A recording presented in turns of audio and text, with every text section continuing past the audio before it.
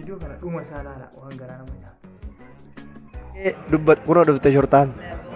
Wallaa dhufte. Qoy. Video kana mucaan liivii seenee isaa haasaa jiru shortaan kaameraan laaltee itti dhufe liivii irraa bahe.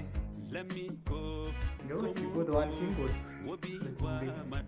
Nambichaa beeyyaman waan isiin goote. Sadi muudane.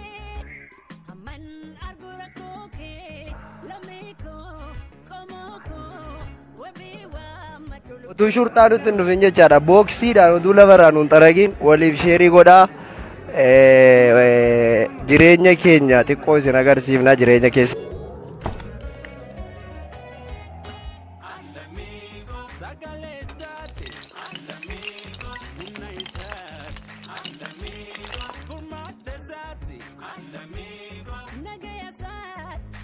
Asha mahar kemana kamu jatuh terjalan untuk iman orang mau kan bila dunia irratti argamu kami jira akkas ilmaan oromoo obboleewwan keenya ilmaan oromoo kan mana hidhaa darabiyyaa keessatti hidhatamaa jiran nuti ammootu kan hidhaa keessa hin jirre garuu qaamaan hidhaa keessa hin jirre malee sammuu keenya hundi mana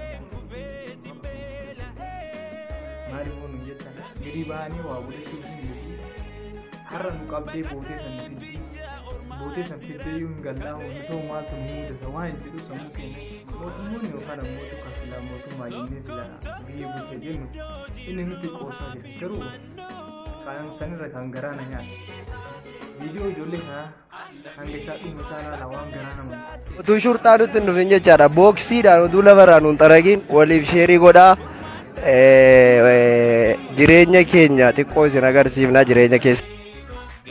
Video liivii seenee naawin beeka naawin namni wallaalee hin jiru jedhu naawin nama liivii irratti sagalee namaa ta'a ture. Video liivii seenee kaamera tolchitaa ilaale akka video akka Johaana liivii seenuu yookaan Johaana haasaa video waraabuu hin danda'an. Video kana dhuma isaa laala waan garaa nama nyaata. Video kana mucaan liivii seenee isaa haasaa jiru shurtaan kaameraan laaltee itti liivii irraa bahe. Yoo goota waan isiin goote. Nambichaa beeyyaman waan isiin goote. Sadi muudane.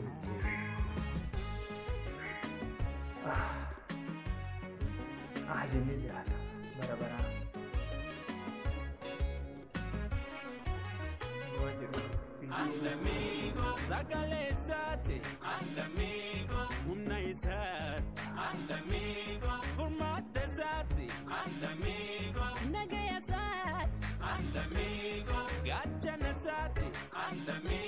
Baadhaa walii qoqqoodaa. Utuu shurtaa nutti hin dhufin jechaadha. Booksiidhaan utuu lafarraa nuun xaragiin waliif sheerii godhaa. Jireenya keenya xiqqoo isin agarsiifnaa jireenya keessa jirru. Alhamdulillah fayyaa qabaachuun waa hunda caalaa. Jabaadha sheerii godhaa waliiti. Ammallee sa'aatii dheeraa haasa'uuf rakkoodha. Shurtaan namatti dhufuu danda'a. Sagalee hin dhaga'ama jedhame. Sa'aatii dheeraa haasa'uu hin dandeenyu. Maaliif shurtaan nutti dhufuu danda'a? Ammallee hin dhaga'amu. Jechuun qoy hin ga'a. Kanaa ol haasa'uutti hin dandeenyu. Dadhabnee jirra. Sinii galee akka durii tokko iyyuun hin jiru. Anguma dhageessa gurratti qabaati sheerii godhaa.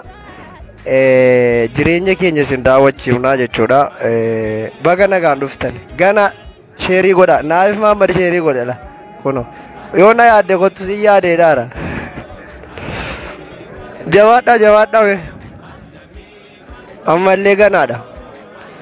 Jireenyi nuti keessa jirru dhuguma rabbi nuti warri jadiinni kun warri reef qabamne fayyaa qabna fayyaa gaarii qabna jireenya gaarii jiraataa irraa qaamaanillee haa dadhabnu malee taa'a kameeraan nu argina achumaan dhufan gattaa'e feestaalitti qabaa Jawaala kaameraan argaa jira karaa. akka kameeraan qabne itti qabaa. Naaf sagalee hin dhaga'ama miti. Kanaafuu rakkoon keenya rakkoo baay'eedha. Yeroo tokko tokko argaa jirra haala isin sagalee itti nu ta'aa jirtanu galatoomaa isiniin jedha. Galatayyuu hin barbaachisu maaliif nuti dhiiga keessanii obboleessan keessanii galatoomaa isiniin jechuun hin barbaachisu ture. Dirqama keessani dirqama namummaati, dirqama oromummaati. Oromummaan afaanuma qofaan iyyuu otoo hin taane akkanatti jechaadha. Aboo wayyoo haadha kiyya hataa odeessa. Kanaaf nuti warri reefuu qabamne kun gaarii jira. Sagaleen kiyya hin dhaga'ama miti. Reefuu warri qabamne warri baatii tokko baatii lamaan nagaa qabna. Warroonni as keessatti dhumaa jiran warra kanaan duraati jechuudha. Amma yeroo kana immoo dhukkuba adda ta'e jechuudha. Mana hidhaa hundumarra seenee jira. Dhukkubni kun tarii daddarboo ta'uu danda'a. Namoonni hedduu miidhamuu danda'a. Namoonni kun hunda yoo qabame jechaadha. Bakka tokkotti dhumuu danda'a. Dhukkubsataa keenya kana yeroo nuti gadi nurraa baasaa yoo jenne nurraa hin baasanu. Isinii galee aduu jedhani. Ilma namaa kuni sammuun keenya tuqamaa jira. Dhugaa rabbi isa dhukkubsate isa du'erra inni fayyaadhaan jiru sammuun isaa hedduu tuqamee jira. Kanaaf warrummaa sagalee nu ta'aa jirtanu ajandaa keessanii waan xixiqqootti wanti ajandaa ijoollee biyya kanaa caalu jira natti hin fakkaatu akka kiyyatti jechuudha. Haalli nuti keessa jiru tokko lama jennee himuu hin dandeenyu. Irra caalaa kan nutti hammaataa jiru shorxaadha. Poolisii biyya kanaa akkuma beekamu akka harreetti kan nama reebanii saboota hunda keessaa kan immoo miidhamaa jirru saba Itoophiyaa kana jechuudha. Itoophiyaa maquma Itoophiyaa kanatu wanjaliin nutti ta'e silii galee wanjala ta'e akkasitti dararamuuf jirra. Warroonni ambaasiidhaan walitti dhufeenya qabdanu tarii yoo jiraattan jechuudha. Yoo tarii nu dhaggeeffataa jiraattan akka dhukkubsataa kanaaf furmaanni kennamu nama rakkateef jechaadha. Hedduu dhukkubsataan hedduu jirani kan baay'ee dadhabetu jira jechaadha. Namoota dhiiga afaanii funyaaniin akkuma isin argitanu isin tarii nama tokko lama argitan nuti nama 20 ol argaa oolla. Egaa bakka itti wal gannuu qabnu nama kana itti siqixee akkam jirta maal jechuun hin oolu. Tarii dhukkubni kun yoo daddarboo ta'e uummata kana kallattiidhaan akka inni fixu beekamaadha jechuudha. Isa kanaaf ajandaa biraa oliif gadi gortanii akka nu jalaa hin jijjiirre sheekonni keenyallee qeesiin illee abbootiin amantaa abbootiin gadaa hundi keessan amma uummanni kun furmaata argatutti adaraa rabbiin isin qabna waan biraa miti jechuudha. Aan alhamdulillah gitta keessatti fayyaan jira. Gurraacha waa qalladhu malee fayyaadha. Namoonni baay'een immoo qaamaan miidhamanii jiru jechuudha. Garuu namni tokko yoo si biraa miidhame sammuun si tuqama. Isa dhukkubsate sana caalaa isa fayyaan jiru sammuun tuqama jechuudha. Inni gaama sagaleen. Kanaaf hundi keessan sagalee kana sheerii walii godha. Nama isin agarsiisuudhaaf immoo kaameeraatu jira isinii galee. Nama dhukkubsatu bira geessu walii gadi deemuu hin danda'amu rakkoodha. Kaameeraa yoo dhufan booksii isinii gala miti. Itti qabda qabi itti gadi dhufanii qabi wallaahi itti gaddeebisa kaameeraa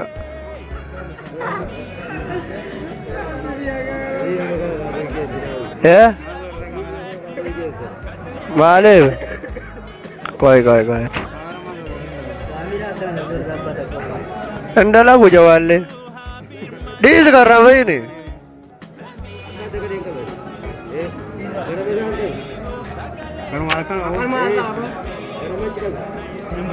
indalagu dhiisi kaameeraa indalagu kalas duubaan teenna yeroo biraa dhiisa akkanumatti haa taa'u kunoo akkanumatti dagalee itti qabaa nama kana ilaalani akkana achi gadi qabeetti dalgatti qabe achi gara haa qabani wallaahi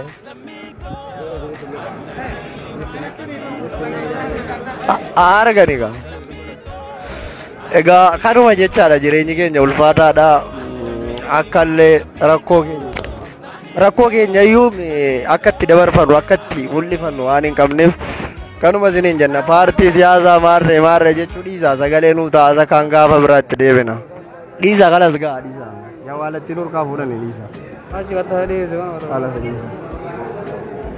dubbadhaa sinillee marra dubbadhu asiki dubbadhu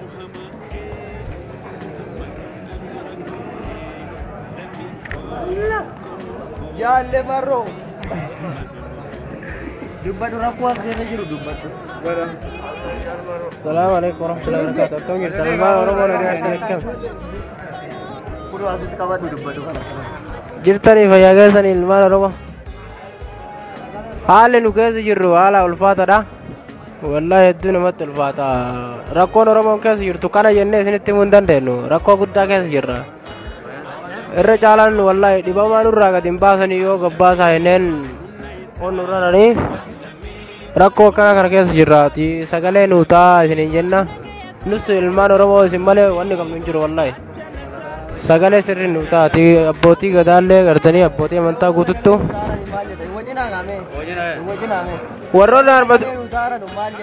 Warroonni arma dura sagalee nuu taatan wallahi hedduu isin galatoonfannaa argu jirrallee akkatti isin sagalee nuu taatan argu jirra hedduu galatoomaa isin jenna ammallee nurraa hin dhaabatinaati itti fufaa sagalee nuu ta'a hedduu cinqamu jirra rakkoo guddaa keessa jirra wallahi rabbi rakkoo tana keessa nu haa baasu gaaf tokko bal'ootti hin baana nullee inshaallah sirri sagalee nuu ta'a isin jenna. Abbaa wallahi ilaal yaa ummata keenya rabbii sodaadha. Yeroo isin bakkee kana sagalee nuu ta'uu arginu jechaadha. Isinii galee maal?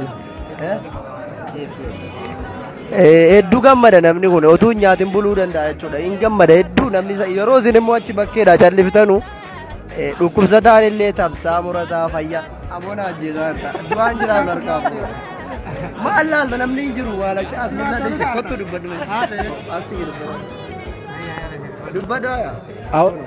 Assalamu alaikum warahmatullahi wabarakatuh. Ilmaan Oromoo akkam fayyaa keessanii nagaa keessanii jirtu jabaattu maashaallah baga jiraattanii yaa uummata Oromoo sagalee nuu ta'a bareechaati as keessatti dhumuu jira ilmaan nama wallahi nameenyaa nurraa bade rabbiidhaati du'aa nuu godhaan isiniin jedha. Assalamu alaikum warahmatullahi wabarakatuh.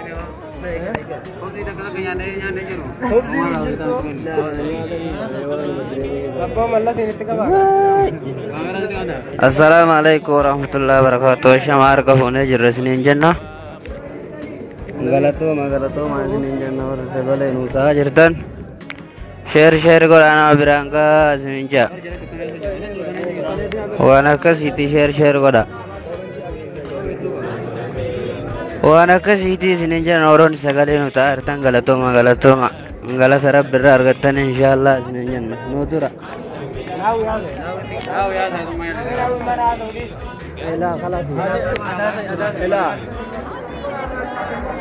Taaga kalas taaga. Namnaa ta'uu barbaada guraasaa. Kalas. Kanaafiyyuu namni baay'eenis ijoolleen hedduudha waan ta'eef warra bashamaa jira. Walumaa galatti hanga gaafa uummanni kun as keessaa bahutti. Hanga gaafa uummanni kun rakkoo keessaa bahutti.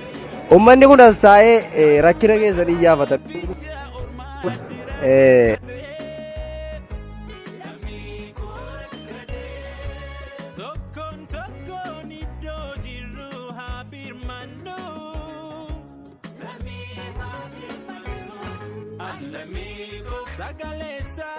All'amico, un'aisat, all'amico, formate sati, all'amico, nagayasat, all'amico, gaccianasati, all'amico, anilexat, all'amico, all'amico, l'amico, all'amico, l'amico, all'amico, l'amico, all'amico, l'amico. All'amico, l'amico, all'amico, l'amico, l'amico, l'amico, all'amico, all'amico.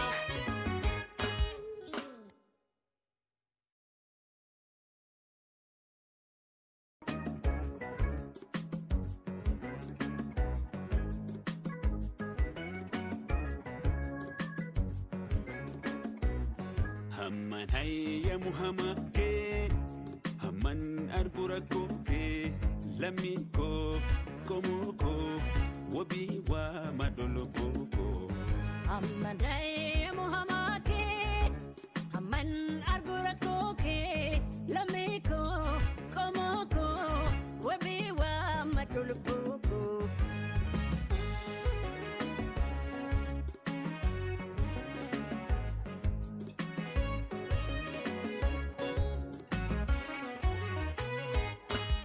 all'amico, sagalesate, all'amico, un'aisat, all'amico, formate esati, all'amico, nagayasat, all'amico, gaccianasati, all'amico, hamilesat,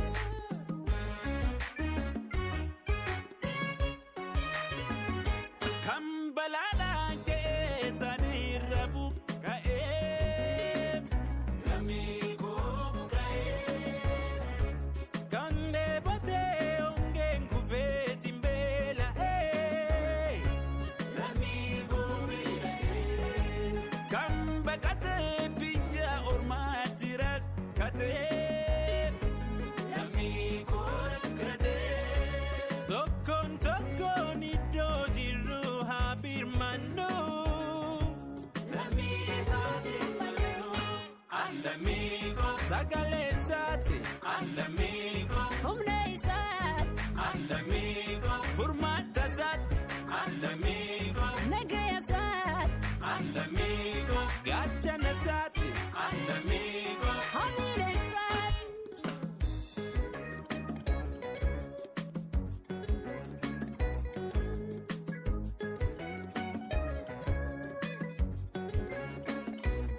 hamman hayyamu hamake, hamman argurakuke, lamiku, komoku, wabiwa madulubuku.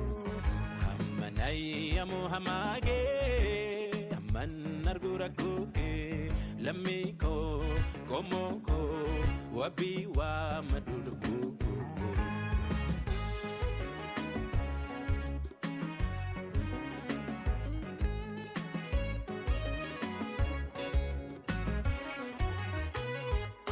All'amico, sagalesate, all'amico, un'aisat, all'amico, formate esati, all'amico, Nagayasat, all'amico, gaccianasati, all'amico, hamilesat,